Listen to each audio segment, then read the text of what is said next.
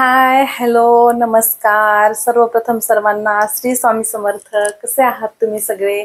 आशा करते छानच असाल आणि छानच राहा. मी आहे रुपाली आणि आपला आणखीन एका नवीन व्हिडिओमध्ये आपल्या चॅनलमध्ये खूप खूप स्वागत आहे. तर आज आपण बघूयात घरच्या घरी बनवलेलं होममेड सॅरेलॅक. तर हे घरी बनवलेलं सॅरेलॅक आहे आणि बाहेरचं विकत आणून लहान बाळांना देण्यापेक्षा घरी बनवलेलं कधीही चांगलं. तर मग म्हटलं चला मी माझ्या बाळासाठी तर बनवलं आहे, तर तुमच्यासोबत पण ही रेसिपी शेअर करूया. तर म्हणून हा आजचा ब्लॉग. तर तुम्हाला ही रेसिपी कशी वाटते तर कमेंट करून सांगा. आणि तुम्हाला आवडली तर तुम्ही पण तुमच्या बाळासाठी नक्की बनवा, कारण खरंच खूप छान चवीनं आणि खूप चांगलं खातात. तर मी माझ्या बाळावरून सांगते, तर तुम्ही नक्की ट्राय करा एकदा.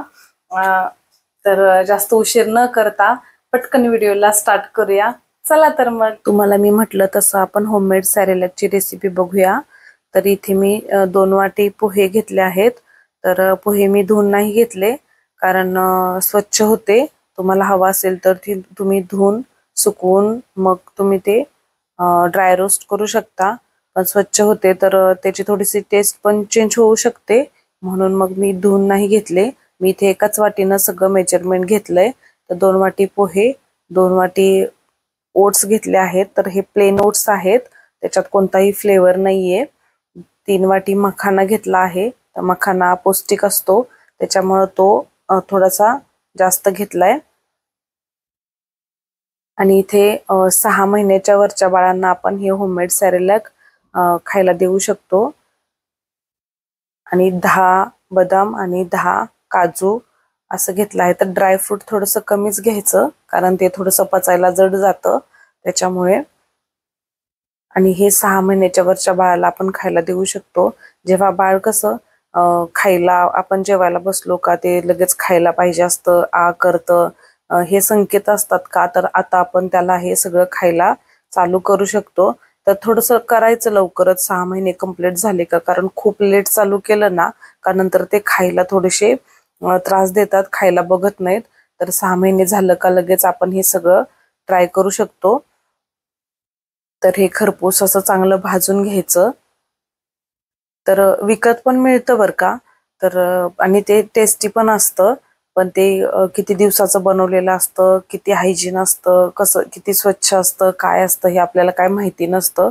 त्याच्यामुळं मला असं वाटतं का आपण बाळांना थोडासा वेळ काढून घरीच सगळं बनवलेलं ते एकदम पौष्टिक असतं. आणि आपल्या समोर किती दिवसाचं काय ते आपण स्वतः बनवलेलं असतं, स्वच्छ असतं. त्याच्यामुळं मग आपण तेच खायला द्यायला पाहिजे असं मला वाटतंय.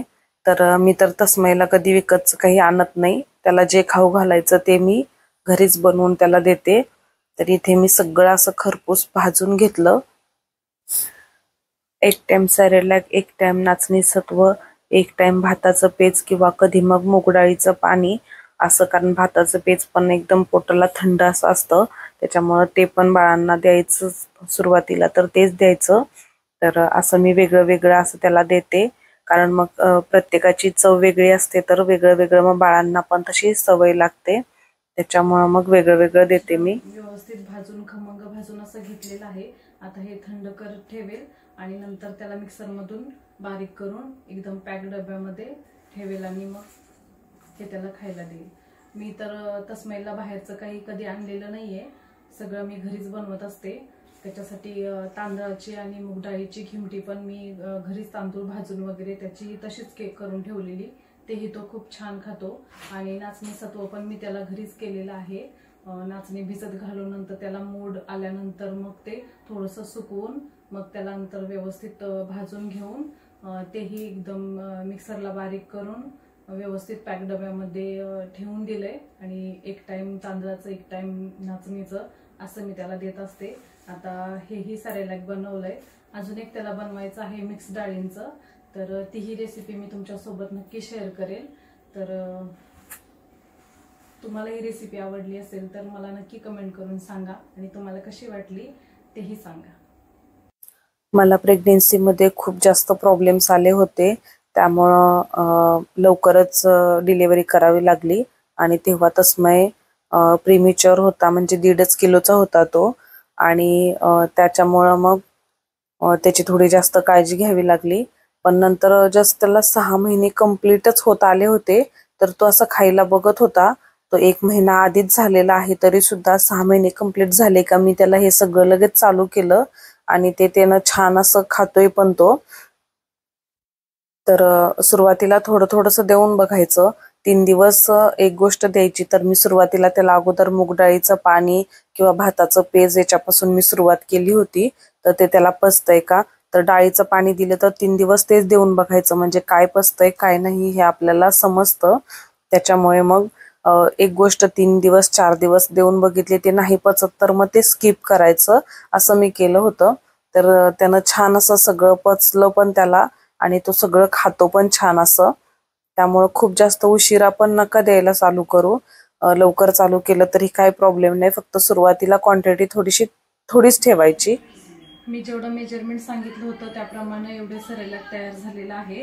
तर हे अशा काचेच्या कंटेनरमध्ये व्यवस्थित टाईटमध्ये पॅक करून ठेवलं तर ते भरपूर दिवस टिकतं. तर मी आता या 2 बरण्यांमध्ये हे काढून ठेवते आणि 1 चम्मच 2 चम्मच जसं लागेल तसं मी खाऊ घालेल बाळाला. तर तुम्ही पण तसंच करा. तर बघू शकता तुम्ही भरपूर असं सेरेलॅक झालं आहे. तर एवढं छान घरी होतं तर मग कशाला विकत आणायला पाहिजे, हो ना. तर मला पण असं वाटतं आणि नक्कीच तुम्हाला पण असंच वाटत असेल. तर बघा छान अशा 2 काचेच्या बरण्या फुल भरल्या होत्या आणि एकदम छान पण खातो तस्मै ते आणि जातं खूप दिवस. 1 चम्मच किंवा 2 चम्मच, मी तर तस्मैला 2 चम्मच देते. जसं बाळ खातं त्याप्रमाणे बनवायचं. तर हे मी अगोदर थोडंसं गार पाण्यामध्ये मिक्स करून घेते, कारण गरम पाण्यामध्ये मग त्याच्या गाठी होतात. आणि मग गरम पाणी थोडंसं घेऊन त्याच्यामध्ये थोडंसं तूप टाकते आणि हे मिक्स केलेलं नंतर ते उकळल्यानंतर त्याच्यामध्ये मिक्स करते आणि 5 मिनिटं चांगलं असं शिजवून घेते. तर बाळ कसं खातं, जर पातळ खात असेल तर थोडंसं पातळ ठेवा आणि थोडंसं घट्ट खात असेल तर घट्ट केलं तरी सुद्धा चालेल. तर तसं तस्मयचा काही प्रॉब्लेम नाही, त्याला पातळ दिलं तरी तो खातो, घट्ट केलं तरी पण तो खातो. तर कशी वाटली तुम्हाला होममेड सेरेलॅकची रेसिपी? तर तुमच्या बाळांना नक्की करून खायला घाला, कारण खरंच खूप छान आहे. तर तुम्हाला जर माझे व्हिडिओ आवडत असतील तर आपल्या चॅनलला लाईक, शेअर आणि सबस्क्राईब करायला विसरू नका आणि बेल आयकॉनला पण क्लिक करायला विसरू नका, म्हणजे येणारे सगळे व्हिडिओ तुमच्या नोटिफिकेशनला तुम्हाला येतील. तर पुन्हा भेटूया अशाच छान व्हिडिओ सोबत. तोपर्यंत श्री स्वामी समर्थ.